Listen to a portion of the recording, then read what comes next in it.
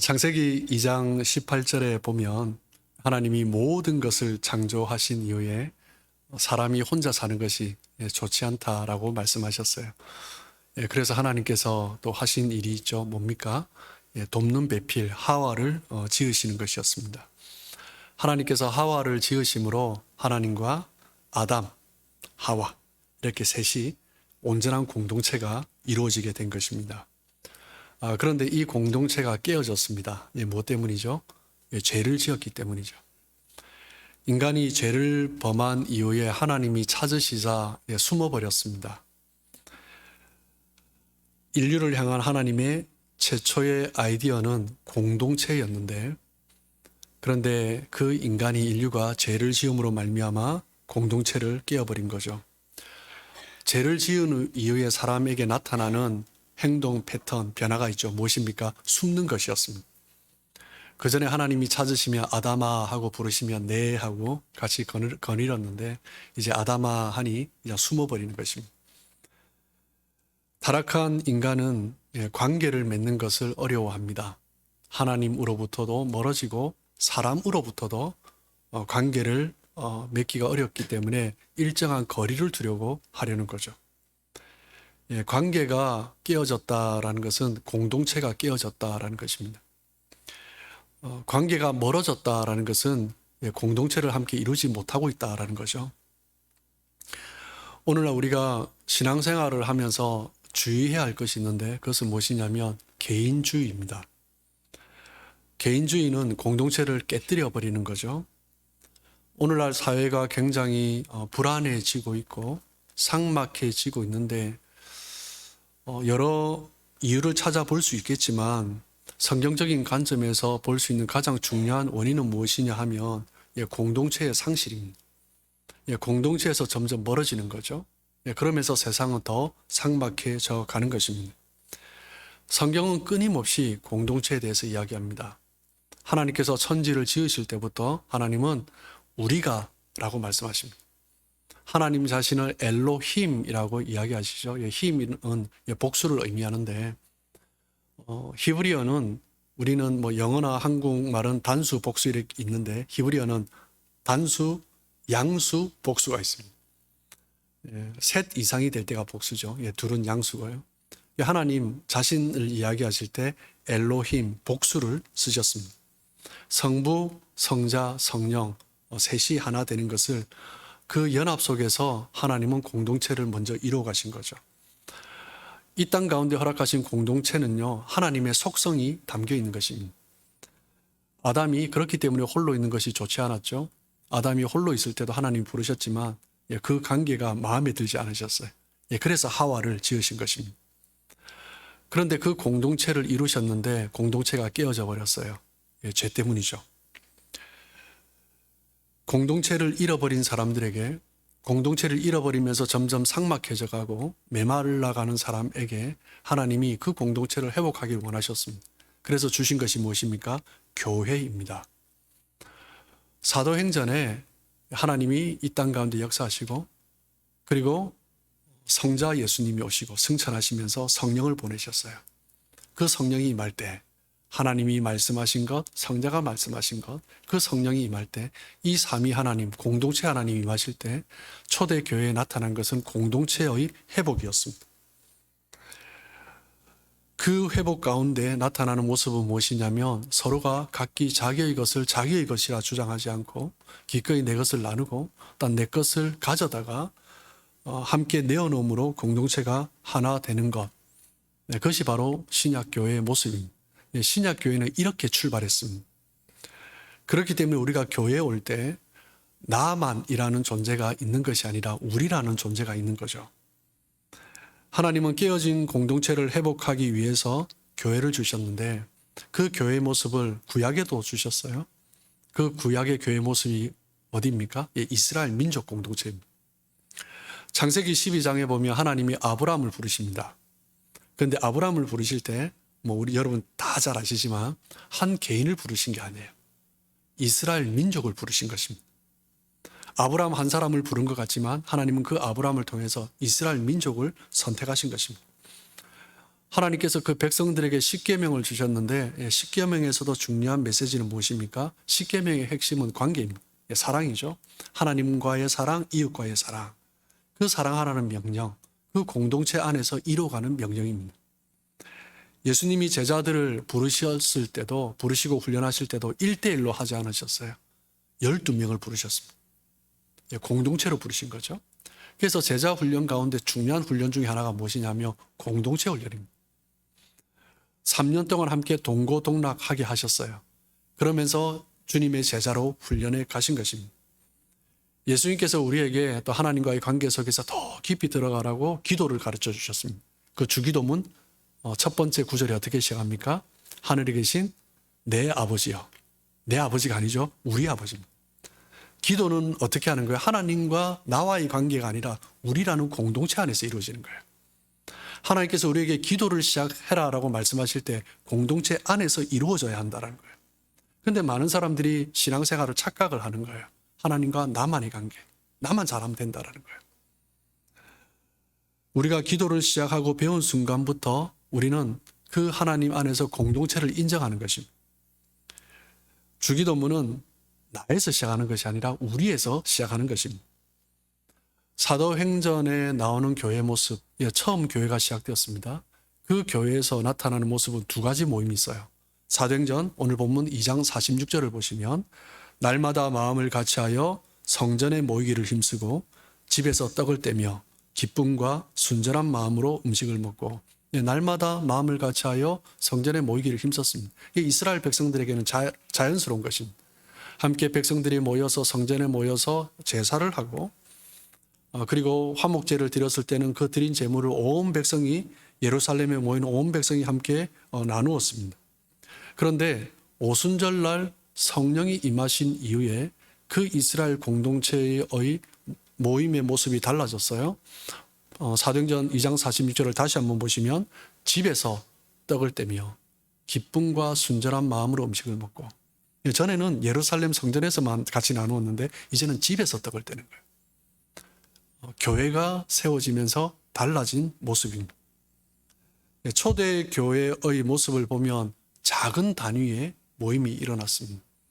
말씀드렸듯이 예루살렘 교회 성도들의 숫자가 좋게 한 2만, 3만 이렇게 되었습니다. 그 사람들이 다 모일 수 있는 곳이 있었을까요? 아니요, 그렇지 않습니다. 예루살렘 교회라는 것은요, 각 가정에 흩어져 있는 교회들을 이야기하는 것입니다. 사도행전의 초대교회는 성전에서 함께 모여서 하나님 앞에 나아가는 수직적 관계 속에서 대그룹을 이루었고, 그리고 각 가정에서 모이는 작은 단위의 교회, 소그룹 모임이 함께 공존했습니다. 그것이 교회가 시작된 모습입니다. 이스라엘 백성들에게 이 공동체는 새로운 모습이었습니다. 서로의 삶을 나누는 것은 어디에서 이루어질까요? 대규모의 그룹이 아니라 소규모의 가정에서 모이는 그 모임에서 서로의 삶을 나누는 것입니다. 그래서 초대 교회의 친교는요, 가정에서 이루어졌습니다. 그냥 가족이 아니라 성도들이 어느 가정에 함께 모여서 함께 예배하면서 떡을 나누면서 함께 가족된, 그리스도 안에서 가족된 것을 확인해 간 것입니다. 오늘 본문에 가정에서 모이는 소그룹, 그것에 대해서 언급하는데 저희 교회도 소그룹, 가정에서 모이는 소그룹 모임이 있습니다. 구역이죠. 이 구역 모임을 또 올해도 이제 1월 달부터 함께 또 이루어 가는데 구역 모임을 우리 구역장님 중심으로 잘 하고 계시지만 다시 간단하게 점검을 하면 저희 교회는 이제 4W의 원칙 아래서 구역 모임이 이루어집니다. 네 가지 W를 한번 보시면 첫 번째는 무엇이냐면 웰컴입니다. 그리고 두 번째는 worship, 그리고 세 번째는 word, 네 번째는 witness. 첫 번째는 웰컴 마음 열기죠. 함께 했던 안부를 묻고 함께 했던 어떻게 지냈는지 일상을 물으면서 이제 아이스 브레이킹을 한 10분 정도 합니다. 물론 그 전에 모여서 식사를 한다면 그때 훨씬 또 마음을 또 열고 할 수 있겠죠. 함께 식사 친교에 있다면 이 마음 열기를 또 구역 예배 시작할 때 이 부분이 조금 더 간략하게 될 수도 있을 것입니다. 그리고 두 번째 이제 월십입니다. 찬양입니다. 이 찬양의 부분이 굉장히 중요합니다. 어떤 구역에 보면 찬송가 오늘 1절만 부르시다 하고 이제 그렇게 들어가는데 그러시면 안 되고요. 함께 또 찬양으로 나아갈 때 일단 충분히 찬양을 미리 준비하셔야 됩니다. 2곡에서 3곡 정도. 이 찬양의 역할은 무엇이에요? 우리로 하여금 성령의 임재 가운데 나아가게 하는 거죠. 하나님의 인도하심, 성령의 인도하심을 구하면서 함께 찬양하며 2-3곡 정도 나아가는 것입니다. 그 자리에서 즉흥적으로 선정하는 것을 피하시고, 또 구역장님이 또 미리 준비하시고, 복음송이라면 미리 또 프린트를 하시든지, 요즘은 또 워낙 잘 돼 있으니까 휴대폰으로 악보를 보내주셔도 그렇게 함께 찬양하며 나아가는 것입니다. 세 번째 단계는 월드 말씀 나눔입니다. 함께 말씀을 읽고 깨달은 말씀을 함께 나누는 거죠. 그런데 여기에서 우리가 어떤 주의해야 될 것은 뭐냐면, 구역 예배는요, 구역 모임은 성경 공부 모임이 아닙니다. 말씀 깨달은 것을 나누고 내 삶 가운데 적용하기 위해서 나아가는 것입니다. 어떻게 말씀 해석하느냐, 거기에 너무 많은 시간을 보내서는 안 됩니다. 함께 말씀을 깨닫고 그 말씀을 내 삶 가운데 어떻게 적용해 나갈 것인가, 그것을 바라보는 거죠. 구역 모임의 성패는, 구역 모임의 성공과 실패는 어디에서 좌우되냐면 여기에서 좌우됩니다. 말씀을 그냥 해석하는 것으로 그쳐서도 안 되고, 일방적으로 구역장이 전하는 것으로 그쳐서도 안 됩니다. 구역장이 그 본문의 배경이나 본문의 어떤 요약을 해줄 수도 있어요. 그렇다면 전체 말씀 나눔 시간에서 30%를, 맥시멈 30%를 넘어서는 안 됩니다. 함께 말씀을 나누는 시간의 70% 이상은 구역원들이 할 수 있도록 나누어줘야 합니다. 그런데 거기서 해석이 맞니 틀렸니, 그것이 중요한 것이 아니라 이 말씀을 가지고 우리의 삶 가운데 어떻게 적용해 갈 것인가, 거기에 초점을 두는 거죠. 그러면서 네 번째, 위트니스, 말씀을 가지고 증인으로 삶을 살아가는 거죠. 배운 말씀을, 깨달은 말씀을 함께 적용하고, 그리고 이 말씀을 나눌 대상을 또 찾는 거예요. 그것이 또 교회의 역할이죠. 그러면서 또 구역원들과 교회를 위해서 함께 기도하고 합심으로 기도하면서 구역 모임을 마무리해 가시면 올해도 은혜로운 모임이 될 줄 믿습니다. 그러면 대략 한 1시간 반 정도가 되죠. 목사님 좀 짧은 것 같은데 저희들은 한 2-3시간을 해야 되는데, 그러셔도 좋습니다. 그런데 너무 길게 하는 것보다 제가 볼 때는 1시간 반 정도가 적당하고요. 그런데 좀 길게 하고 싶다 이러면 찬양을 30분 하셔도 되고, 말씀을 1시간 하셔도 되고, 기도를 1시간 하셔도 됩니다. 그런데 때로는 한 번씩 그런 필요가 있겠지만, 너무 그렇게 하면 어떤 신앙의 차이들이 있기 때문에 어떤 사람들한테 굉장히 구역 모임이 부담스러울 수 있기 때문에 이 정도로 해서 하시면 좋을 것 같다라는 생각이 듭니다. 교회는 어떤 것입니까? 함께 모여 예배 드리는 건물이 교회가 아니죠.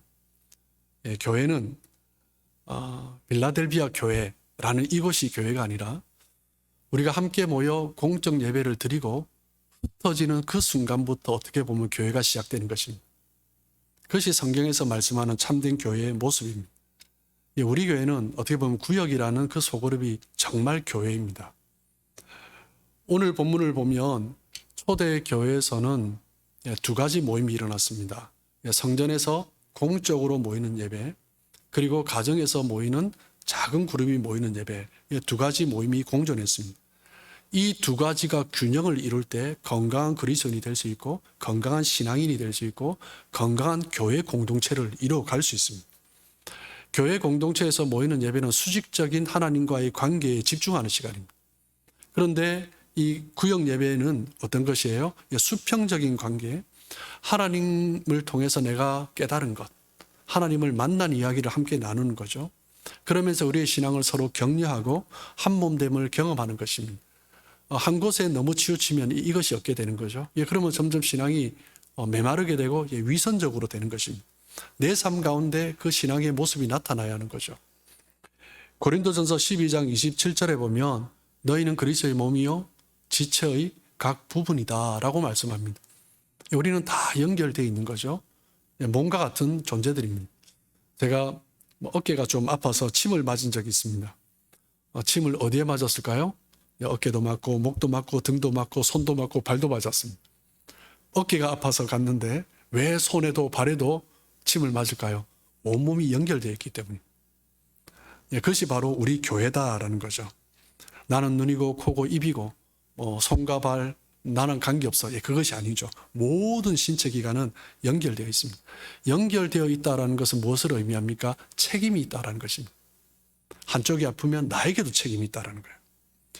그런데 우리 인간도 그래요. 우리 몸도 이 몸 안에 있는데 지체됨을 거부하는 조직이 있습니다. 서로 상호 보완하면서 도와줘야 하는데 그것을 거부하는 조직이 있어요. 어떤 조직이에요? 암덩어리입니다. 그것은 이제 암으로 발전하는 것입니다. 우리는 서로 연결되고 상호 보완적이고 긴밀한 관계 속에서 도와주며 몸을 유지해 가야 하는데 그것을 하지 못하면 그 조직은 암으로 발전하는 것입니다. 우리는 한 몸 안에 있습니다. 한 지체되었습니다. 이것은 무엇을 의미하는 거예요? 서로 돕고 서로 연결되고 서로 책임을 지는 것. 이것이 바로 건강한 신체, 건강한 몸인 거죠. 사도 바울이 교회를 그리스도의 몸이다라고 비유를 한 것은 우리는 분리할 수 없는 친밀함을 이루어야 될 공동체다라는 것을 강조하는 것입니다. 교회는 단순히 우리끼리만 모여서 예배드리고 또 우리끼리 봉사하고 적절한 만남을 갖다가 흩어지는 그런 것이 교회가 아니다라는 거예요. 하나님께서 교회를 만드신 이유는 깨어지고 망가진 그 세상의 대안으로 교회라는 조직을 만들어 주신 것입니다. 새로운 공동체를 우리가 맛보는 거죠. 하나님 나라를 맛보고 또 하나님의 나라가 회복되는 것. 그러면서 힘들고 지친 영혼들이 서로를 격려하며 세워가면서 그 하나님의 나라를 회복을 경험하는 것이에요. 그것은 예배 안에서 하나님의 은혜를 받기도 하지만 교회의 몸으로서의 교회로서는 함께 그 모임을 통해서 경험할 수 있는 것들입니다. 우리가 한 몸으로 연결되어 있다는 것을 가장 강하게 느낄 수 있는 것이 바로 소그룹이죠. 구역입니다. 예배에 참석만 하는 것으로 하나 되었다는 것을 느끼는 것은 정말 힘든 것입니다. 우리가 몸 안에 서로 연결되어 있다는 것은 이것이 바로 우리 그리스도인의 신앙의 핵심이라고 할 수 있습니다. 그렇기 때문에 우리는요, 어떤 공적인 예배에서 대그룹의 모임에 참여하는 것만으로 신앙생활을 해서는 안 됩니다. 어떤 작은 그룹 안에 들어가서 함께 신앙생활을 하는 거죠. 이것이 성경적인 교회의 모습입니다. 소그룹 안에 들어가서 서로 연결되고 연결된 사람들을 함께 돌아보면서 함께 그리스도 안에서 세워가는 것, 그것이 바로 그리스도의 몸된 지체의 모습입니다. 그리스도의 몸 안에 있을 때 서로 영적으로 성장해 가는 거죠. 영적인 성장, 또 삶의 변화는 결코 혼자 이루어가기가 쉽지가 않습니다. 성도들 간의 관계 안에서, 공동체 안에서 일어나는 것입니다. 고린도전서 12장 25절을 보시면 몸 가운데서 분쟁이 없고 오직 여러 지체가 서로 같이 돌보게 하셨느니라. 우리 몸은 서로 돌보게 했습니다. 사도 바울은 고린도전서뿐만 아니라 에베소서, 골로새서 여러 서신들을 보면 서로라는 단어를 굉장히 많이 썼습니다. 이 서로라는 단어는 우리의 관계 안에 있다는 거예요. 관계 안에서 우리가 경험해야 된다는 거예요. 관계 안에서 변화를 누려야 한다는 거죠. 예배를 드리지만 관계 안에서 예배 가운데 나아가고 기도하지만 관계 안에서 함께 기도하며 나가는 거예요. 함께 교제하고 섬기면서 함께 위로받고 힘을 얻으면서 성숙해 가는 것입니다. 그러면서 우리가 변화를 경험하는 거죠.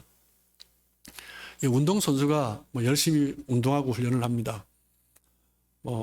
팀 스포츠는 같이 훈련을 하지만 육상 경기, 수영 경기, 혼자 하는 기록 경기도 있잖아요. 그런 선수들 봐도 함께 훈련을 합니다. 왜 그럴까요? 자기 혼자 훈련에서는 어느 선을 넘어설 수가 없어요. 아무리 나 혼자 하는 경기지만 훈련은 함께 합니다. 레슨을 받지 않고 혼자 연습하면 그 한계를 결코 넘어설 수 없는 거예요. 혼자 뛰어가면 내가 얼마나 잘하는지 못하는지 알 수도 없을 뿐만 아니라 기록 경기를 할지라도 함께 달려가며 서로를 딱 끌어주고 하는 그 시간들을 통해서 어느 순간 그 한계를 넘어서는 것입니다. 우리가 공동체 안에 신앙생활을 하지 않으면 그것과 마찬가지입니다. 나 혼자서는 한계를 넘어설 수 없습니다. 그냥 내가 생각하는 그것이 맥시멈이고 그것이 전부라고 생각합니다. 그래서 어떤 사람들을 보면 공동체 안에서 훈련이 되지 않은 사람, 나 혼자 신앙생활하는 그런 사람 보면 여기에 맥시멈에 딱 걸려 있는데 넘어서지 못하는데 여기에서 자기의 최선의 신앙의 성숙한 모습이라고 스스로 생각하고 속는 사람이 꽤 많습니다. 공동체 안에서 나의 변화를 보면서 내가 정말 어느 수준에 이르렀는가, 그것을 발견하는 것입니다. 건강한 공동체의 특징은 영적인 성장이 빠르게 일어나는 것입니다. 구역이 건강하다는 것은 어떤 사람이 우리 구역에 들어와서 정말 영적으로 성장해 가는 것을 우리가 함께 보는 것입니다. 변화되는 것을 보는 것입니다. 그것이 건강한 공동체, 건강한 구역의 특징입니다. 힘들고 지친 사람이 우리 모임 안에 들어오면 변화를 경험하는 거예요. 새로운 소명을 발견하는 거예요. 그것이 건강한 영적 공동체의 모습입니다. 그리스도의 몸이 교회가 건강하다는 것은 우리 몸도 마찬가지죠. 우리 몸 각 부분이 다 건강하면 어떤 시들시들한 몸의 한 부분이 있다 할지라도 금방 회복이 됩니다. 무엇 때문에요? 다른 부분이 건강하기 때문에. 그런데 다른 부분이 건강하지 않으면 같이 피해를 보는 거죠. 우리는 그리스도의 몸이고 그리스도 안에 있는 건강한 생명체를 이루어가는 그런 조직입니다. 하나님의 그 구원의 계획 안에는 공동체가 있습니다. 예수 믿고 천국 가는 것이 구원이 아니라 예수 믿고 이 땅에서 구원을 이루어갑니다. 그 구원을 이루어가는 것은 너무나 중요한 것입니다. 그 가운데 필요한 것이 무엇이에요? 공동체입니다. 그 공동체 안에서 우리는 참된 구원을 경험할 수 있는 것입니다. 하나님은 교회 공동체를 통해서 우리를 회복시키시고 교회 공동체를 통해서 세상을 회복시키기를 원하십니다. 교회 공동체는 우리 각 사람을 회복시키는 능력뿐만 아니라 이 세상의 모든 문제들을 치유하고 회복시키는 능력이 있는 것입니다. 바로 우리의 교회가, 우리의 구역이 소그룹이 그래야 되는 것입니다. 구원받은 사람에게 자연스럽게 나타나는 현상이 있습니다. 무엇입니까? 섬기고 싶은 거예요. 헌신하는 것입니다. 로마서 12장 1절 말씀을 보시면 그러므로 형제들아 내가 하나님의 모든 자비하심으로 너희를 권하노니 너희 몸을 하나님이 기뻐하시는 거룩한 산제물로 드리라. 이는 너희가 드릴 영적 예배니라 라고 말씀하십니다. 우리가 그리스도 안에 있으면 하나님 안에서 우리 가운데 나타나는 모습이 뭐냐면 헌신하는 거예요. 내 삶을 드리는 거예요. 구원받은 자의 삶의 핵심은 헌신입니다. 구원받은 자의 삶의 변화는 섬김으로 나타나는 것입니다. 이것은 구원 이후의 명확한 삶의 모습입니다. 헌신의 삶을 사는 거죠. 왜 그렇습니까? 내적 동기가 분명해졌기 때문에. 구원받은 이후에 내 안에 내 삶의 내적 동기가 분명해졌습니다. 종교개혁에서 가장 중요한 핵심적인 원리 중에 하나가 무엇이냐면 만인 제사장주의입니다. 여기에서 모든 것들이 파생되었다라고 할 수 있습니다. 종교개혁이 일어나기 전에는 성직자 중심이었습니다. 성도들은 성경을 읽지 않았습니다. 오직 성직자만 성경을 읽고 그 성경을 풀어주는 것을 듣고 그것이 전부인 줄 알았어요. 그런데 만인 제사장주의이기 때문에 성경이 성도들이 읽을 수 있는 언어로 번역이 되었습니다. 그리고 사제가 성직자가 예배를 미사를 섬길 때 평신도들은 그냥 소극적인 돕는 역할만 했습니다. 그런데 마틴 루터의 종교개혁 이후에 모든 성도들이 하나님께서 부르신 제사장이다 라는 의식이 생기기 시작했습니다. 하나님 나라의 모든 성도들은 일꾼으로 부름을 받았다라는 거죠. 소수의 성직자만 교회를 섬기는 것이 아니라 우리 모든 평신도들, 하나님의 부르심을 입은 평신도들도 교회를 섬기는 것입니다. 구원받은 백성들은 사역의 주체가 되는 거죠. 이것이 종교개혁에 있어서 가장 중요한 기초였습니다. 세상에서 우리가 여러 가지 일을 합니다. 내 직장에서도 일을 하고 또한 신앙생활도 해요. 제일 힘들 때가 언제입니까? 내적 동기가 없을 때. 왜 그 일을 해야 되는지 확신이 없는 거죠. 그러면 너무 힘듭니다. 복음이 우리에게 끼친 가장 중요한 변화는 무엇이에요? 내적 동기가 확실해진 것입니다. 내가 왜 살아야 하는가? 내 삶의 목적이 무엇인가? 내 사명이 무엇인가? 그것을 발견하는 것입니다. 그것을 발견하면 삶의 의욕이 생기는 거죠. 힘들고 지쳤던 사람도 삶의 이유를 발견하니까 기쁜 것입니다. 우리가 헌신할 때 지속적으로 할 수 있는 힘은 어디서 나오는 거예요? 내적 동기에서 나오는 것입니다. 어떤 순간 어떤 사람들이 어떤 다양한 동기로서 헌신할 수 있지만 그 동기가 분명하지 않으면요 금방 헌신도가 떨어집니다. 어떤 분들은 교회에서도 열심히 섬기는데 자기가 좋아하는 것만 섬기는 사람이 있습니다. 금방 지치죠. 흥미가 떨어지면 또 시큰둥해집니다. 어떤 분들은 보면 열심히 섬겼는데 직분을 받고 난 다음에 헌신도가 떨어지는 경우가 있습니다. 왜 그렇습니까? 직분이 목표가 된 거죠. 직분이 주는 힘으로는 오래 버틸 수가 없습니다. 그 직분으로 하는 것은 율법주의적인 신앙이 되는 것입니다. 사람들이 박수 쳐주고 인정해주면 열심히 섬긴다가 사람들이 인정해주지 않으면, 내가 생각한 대로 사람들이 반응하지 않으면 그만두는 사람도 있습니다. 그 사람의 목적은 무엇입니까? 보상입니다. 우리를 헌신하게 만드는 힘은 무엇입니까? 복음입니다. 십자가의 복음이 나를 붙잡고 있으면 우리는 지속적으로 헌신할 수 있습니다. 사람들이 박수를 쳐주든지 아니든지, 알아주든지 아니든지, 때로는 나에 대해서 오해를 하든지 아니든지, 내가 십자가의 복음 안에 있으며 지속적으로 헌신할 수 있습니다. 사람들의 인정도 필요도 없습니다. 뭐 때문에요? 십자가가 나를 감싸고 있잖아요. 내가 십자가에 담금질 되어 있잖아요. 그래서 사람들이 뭐라고 하든 안 하든 그것은 중요한 것이 아닙니다. 요한복음 7장 38절에 보면 나를 믿는 자는 성경에 이름과 같이 그 배에서 생수의 강이 흘러나오리라 라고 말씀하셨습니다. 이 말씀이 의미하는 것이 무엇입니까? 우리의 힘의 근원은 안에서 나오는 거예요. 끊임없이 흘러나오는 것입니다. 성령의 능력입니다. 성령의 은혜입니다. 우리가 내 힘으로 섬기려고 하면 금방 지칩니다. 외부의 힘으로 섬기려고 하면 금방 지칩니다. 우리의 헌신은 어디에서 나오는 거예요? 내면에서 나오는 거예요. 내적 동기, 성령께서 부어주신 그 은혜 가운데 나오는 것입니다. 주일 예배만 드리고 돌아가면 편안하게 신앙생활 할 수 있습니다. 보기 싫은 사람 보지 않아도 되고, 예배만 잠깐 드리고 가면 그냥 편안한 부담 없이 살아갈 수 있습니다. 그런데 우리의 삶의 목적은 편안함이 아닙니다. 우리 삶의 목적은 그리스도인으로서 어떻게 살아가는가, 참된 그리스도인으로서 어떻게 살아가는가, 그것이 우리의 삶의 목적인 것입니다.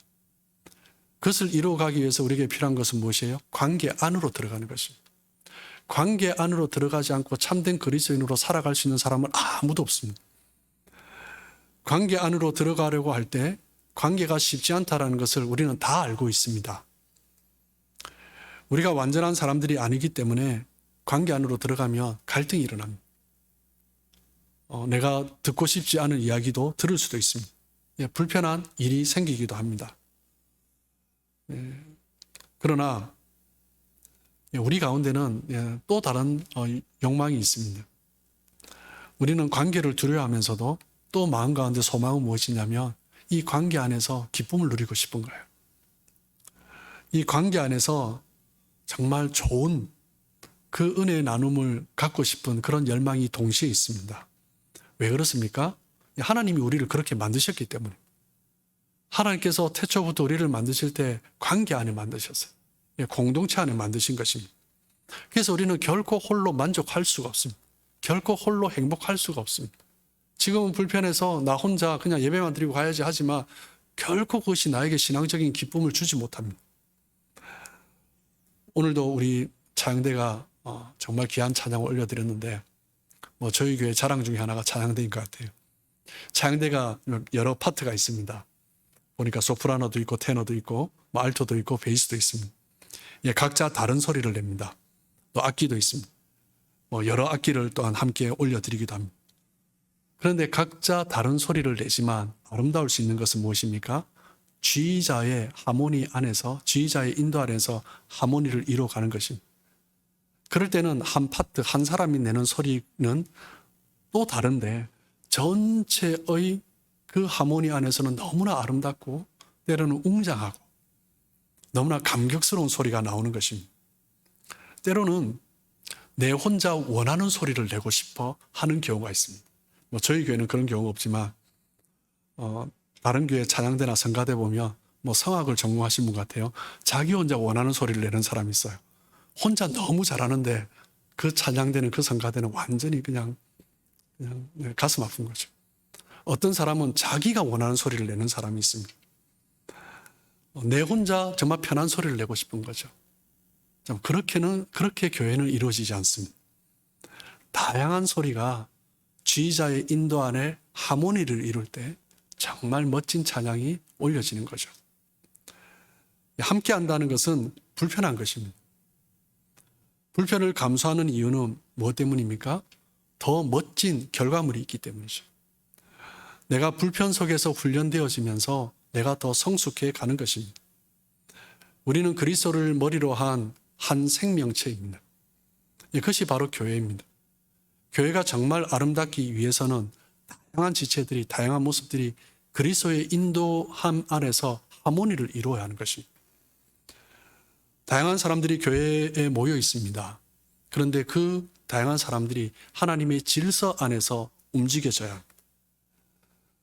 어떤 경우에는 너무나 그냥 우리끼리 회기라 하고 내가 편한 사람들만 모이고 싶고 그런 경우가 있습니다.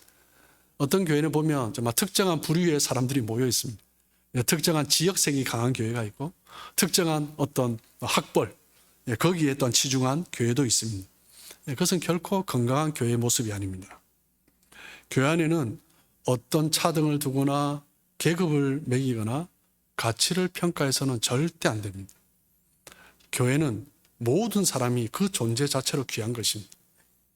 우리 신체에 필요하지 않는 부분이 없는 것처럼 정말 작은 발가락이라 할지라도 돌아보면 우리 몸에 얼마나 중요한 역할을 하는지 모릅니다. 그것은 귀중한 몸의 일부이고 너무나 귀중한 신체의 한 부분입니다. 그렇기 때문에 우리 성도 한 사람 한 사람은 너무나 소중한 존재입니다. 눈에 드러나지 않아도 저 구석에 서 있는 그 사람이 너무나 소중한 존재입니다. 어떤 사람들은 좀 미성숙해 보이는 사람이 있습니다.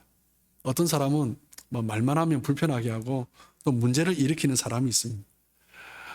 영적으로 자라지 않아서 본인은 영적으로 성숙했다고 하는데 다른 사람을 오히려 힘들게 하는 그런 사람도 있습니다. 그러면서 교회 이곳저곳에서 분쟁을 일으키는 사람이 있을 수 있습니다. 그러나 공동체가 중요한 것은요, 그런 사람을 어떻게 품느냐에 따라서 그 교회의 수준이 결정되는 것입니다. 문제가 없는 교회는 없습니다. 미숙한 사람들이 없는 교회는 좋은 교회가 아닙니다. 그런 사람들을 받아들이고 품어주는 교회가 성숙한 교회인 것입니다. 머리부터 발끝까지 신체에는 다양한 기능들이 다양한 모습으로 연결되어 있습니다. 그러면서 질서를 이루며 몸을 이루어가는 거죠. 이것이 몸으로서의 교회의 개념입니다. 여러분, 사랑은 무엇입니까? 사랑은 관계 안에서 맺는 것입니다. 서로가 친밀함이 깊어질 때 서로를 신뢰하게 되고 서로를 신뢰하면서 진정한 사랑이 일어나게 되는 것입니다. 하나님의 사랑도 우리는 관계 안에서 이루어지는 것입니다. 하나님과 친밀한 시간을 보내며 깊어지며 하나님을 더욱더 사랑해 가는 것입니다. 그리고 우리가 소그룹 안에서 그리고 구역 안에서 정기적으로 그 친밀함을 쌓아갈 때 우리는 하나님 안에서 주신 그 사랑의 공동체가 무엇인지 경험해 갈 수 있는 거죠. 이 공동체가 하나님께서 우리에게 주신 최고의 선물이다라는 것을 확인하고 경험할 수 있는 것입니다. 세상에 수없는 사람들이 갈등 속에서 살아갑니다. 세상에 많은 사람들이 깨어짐을 경험합니다. 많은 사람들이 불행하게 살고 있고 고통을 느끼며 살아가고 있습니다. 그럼에도 불구하고 그 사람들에게는 공통점이 있습니다. 무엇입니까? 마음을 나눌 수 있는 따뜻한 사람들을 만나고 싶어 합니다.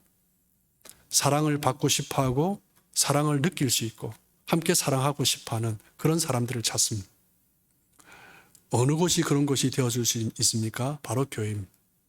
그런데 대그룹으로서의 교회는요, 그렇게 해주기가 너무나 미약합니다. 어디에서 할 수 있을까요? 소그룹에서 할 수 있어요. 구역에서 할 수 있는 거예요. 교회는 부담스럽지만 어떤 사람들은 소그룹은 참여할 수 있습니다. 저희 교회에 남성, 여성, 또 우리 청년들 그리고 다음 세대 영어 큐티 모임이 있는데 우리 여성 큐티 모임 중에 저희 교회 성도는 아니신데 지금 몇 년째 참석하는 분이 계십니다. 그럴 때 제가 좀 속상해요.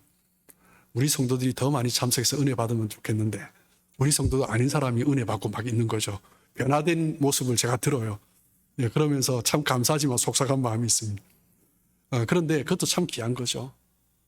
그런데 그 소그룹 안에서 변화가 금방금방 보이는 거예요. 그러니까 계속 참여하는 것입니다. 우리 공동체가 단 우리 성도들뿐만 아니라 우리 성도들이 우리 공동체 안에서 그 변화를 경험할 뿐만 아니라 마음을 나눌 수 있는 곳을 찾는 사람들, 그 사람들에게 우리의 그룹이, 우리의 소그룹이, 우리의 구역이 최고의 선물이 되었으면 좋겠습니다. 그것이 하나님께서 기뻐하시는 교회의 모습입니다. 그것이 바로 우리가 하나님 앞에 기쁨으로 나아가 찬양하고 말씀을 나누며 또한 증인으로서의 삶을 살아가는 것입니다. 하나님은 우리에게 공동체라는 최고의 선물을 주셨습니다. 그 공동체를 통하여서 우리는 함께 서로 더불어 공동체를 세워가야 합니다. 그리스도인이라면 공동체를 세워가야 할 사명이 있는 사람들입니다.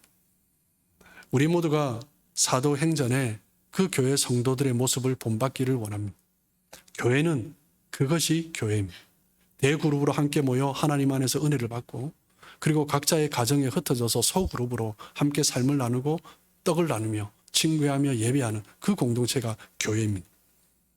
그러므로 저희 빌라델비아 교회가 모여서 함께 예배하는 공동체로 그리고 ht어져서 함께 예배하는 공동체로 그리고 그 변화를 경험하고 변화를 갈망하는 사람들을 또한 초청하는 그런 작은 교회들로 또 올 한 해 더욱더 하나님 앞에 쓰임받는 은혜가 있기를 주님의 이름으로 축복합니다.